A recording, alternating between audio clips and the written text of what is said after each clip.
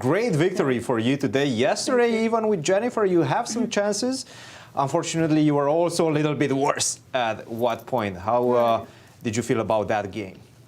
I was a bit worried because it's a very simple endgame, but I tend to mess it up.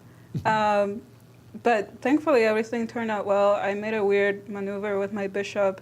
It ended up doing nothing on a4. But after we traded everything off and we just got into a rook endgame, it was just a very clear draw.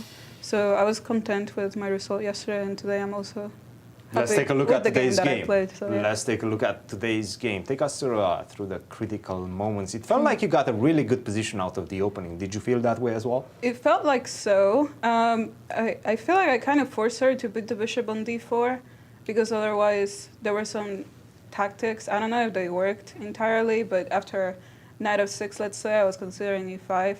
And the thing about the 4 pawns is I always have funny ideas when the knight goes away to play knight h7, yeah. And, so if knight h5, knight takes h7. Right. I'm not nice. sure if everything works out. I mean, here I do think it works out. Here it works. Yeah. But if like takes knight d7, I wasn't super sure. But I mean, it still looked nice, and I was probably gonna go for it. So, yeah. Looks compelling. Yeah, it looks quite nice. But yeah, so she had to play bishop d4, and I felt like here, okay, the bishop is stuck on d4, so I can always take it, and I'll have the bishop pair control of dark squares. But it was never clear if I should take it or not, because then the knight on d4 is very strong, and I have a lot of weaknesses in the a8, h1 diagonal. Mm-hmm. And then let's keep going. Right, so here I'm just making like consolidating moves. I'm not allowing either b5 or d5. I feel like that's kind of my main focus right now in the position. And when she went knight f5, I think she was getting low on time. But here I felt fine because I have the better pawn structure. So I thought that my moves now were relatively obvious, and I think she had like 2 minutes, so it all felt quite natural. I'm not sure if I should have allowed b5, but I thought opening the position would be okay since she's slow on time, and d6 still weak, e6 is weak.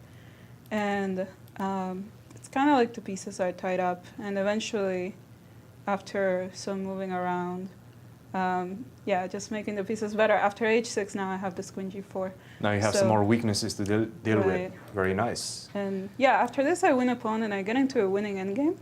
But suddenly, it took so long for me to win. Probably I didn't play the best. Maybe Yasser and Alejandro were forcing me out.